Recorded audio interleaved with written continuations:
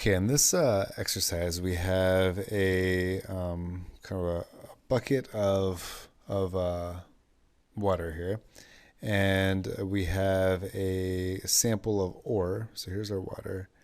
Here's the water level, and we have a sample of ore. What do you think of it as just like a rock? Right? It's like iron ore, and they crush it down, and take the iron out.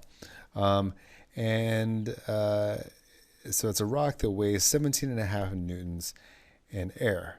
Okay, so I guess the weight of this ore um, is equal to 17.5 newtons. So that's the mass of the ore times g, right?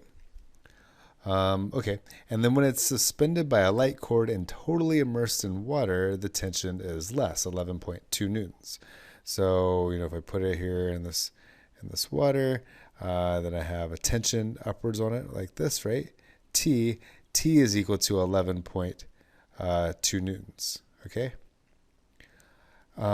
Then clearly the weight of it is still 17 and a half newtons, and so when you draw all the forces acting on it, there's still the weight going down, which is 17.5, and there must also be a buoyant force on it, right? So there's a buoyant force, which this is upwards, and this has got to make up the difference, right? Call this FB.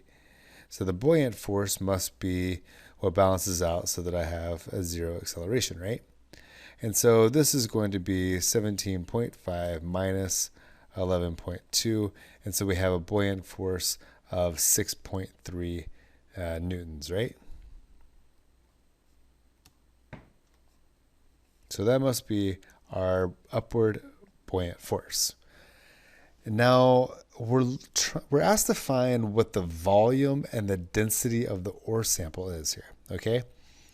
So what we can do is we can say, we can make use of Archimedes' principle.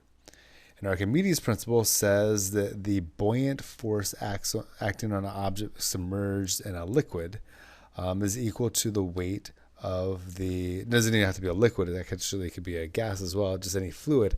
Then the buoyant force is equal to the weight of the fluid which is displaced, right? So the buoyant force must be equal to the weight of the displaced fluid.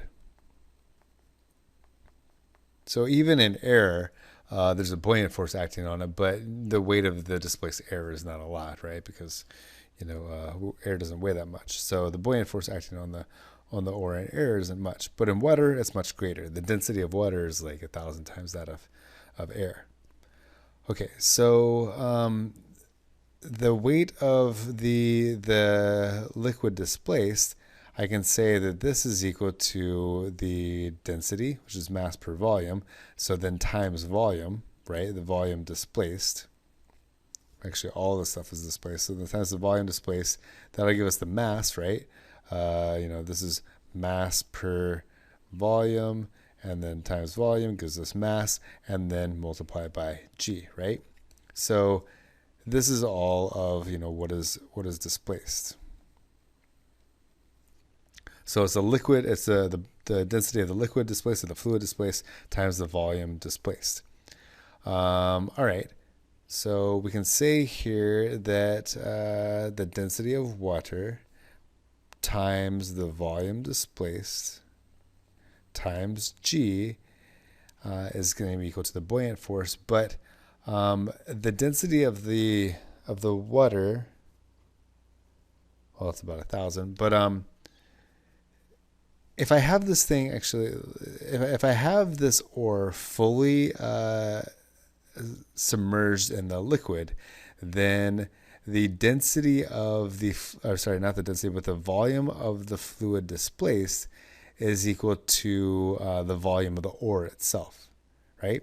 So this is the density of water times the volume of the ore times gravity, right? And this is all equal to, the buoyant force. Okay?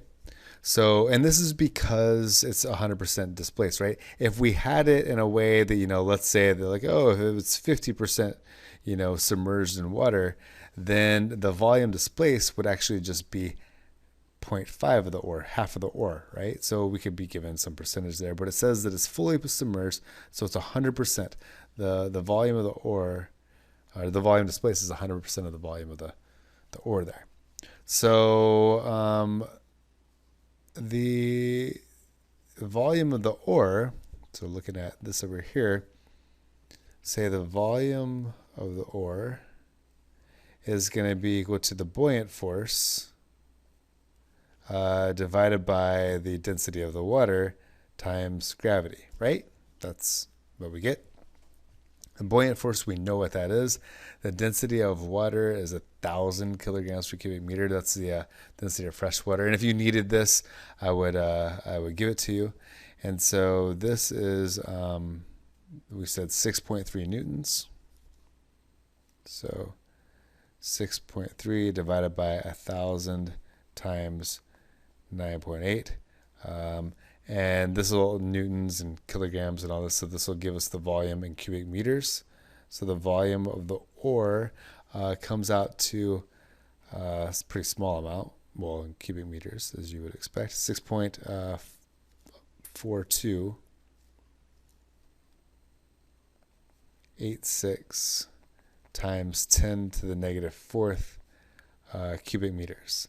That would be the volume of the ore. Okay, and then they ask us, what is they ask us what is the density? So total volume and the density of the sample. Well, the density is mass per volume, right? So, the density of the ore is equal to the mass of the ore divided by volume of the ore.